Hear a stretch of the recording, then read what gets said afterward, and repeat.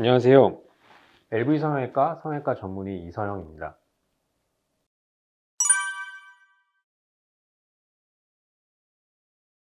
듀오덤은 가장 흔하게는 점 제거 후 붙이는 테이프로 알려져 있는데, 쉽게는 딱딱한 딱지가 생기지 않도록 인조 피부 역할을 한다고 생각하시면 되겠습니다.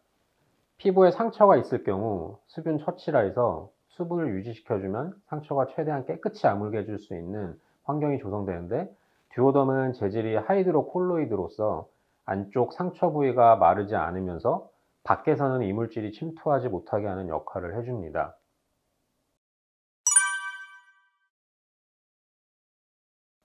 먼저 사용하지 않는 것이 좋은 경우는 상처가 깊고 넓어서 진물이 너무 많이 나오거나 피부가 얇게 벗겨져 껍질이 남아있는 경우, 이 경우는 껍질을 뜯지 말고 유지시켜 주는 것이 좋습니다.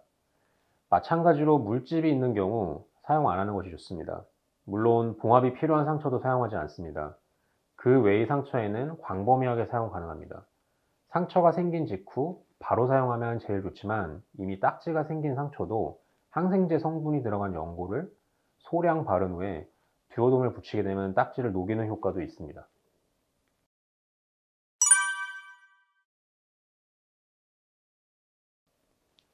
상처의 부위와 타입에 따라 다르지만 일반적으로 3에서 7일 정도로 생각하시면 되겠습니다. 듀오덤을 붙인 후 안에서 진물이 날 경우 테이프가 하얗게 볼록 튀어나오게 되는데, 이런 증상이 멈출 때까지 유지시키면 되고, 제거 후에는 보습과 자외선 차단제를 꼭 발라주어 색소 침착을 최소화시켜 주어야 됩니다.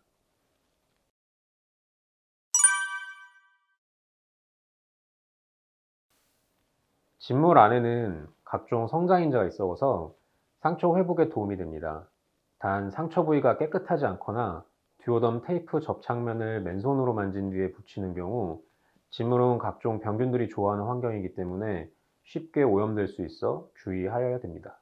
듀오덤 붙이는 법에서 다시 말씀드리겠지만, 세수나 샤워는 방수가 가능하기 때문에 듀오덤을 잘만 붙여주시고 피부를 세게 문지르지만 않으면 다 가능합니다.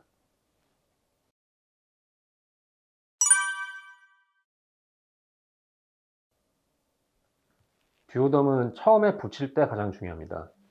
먼저 듀오덤을 상처 크기에 맞게 가위로 모서리가 둥글게 잘라줘야 되는데, 진물의 양이 어느 정도 예상될 경우 상처 면적보다 10배 정도 크게 붙여주는 것이 관리가 편합니다. 모서리가 각지면 잘 떨어질 수 있습니다.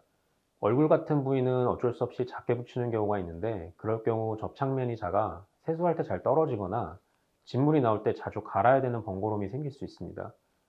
영상에서 보이듯이 무균 처치가 중요한데, 집에서 혼자 붙이실 때는 멸균 처리된 꺼지에 생리식염수를 묻힌 후 상처 주위를 닦아줍니다.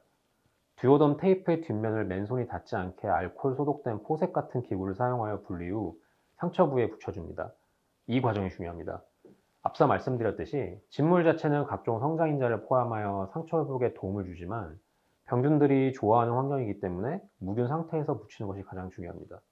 안에서 감염이 발생할 경우 상처 주위가 빨갛게 되면서 누르면 통증이 생기고 진물의 색이 노랗고 혼탁해지게 됩니다.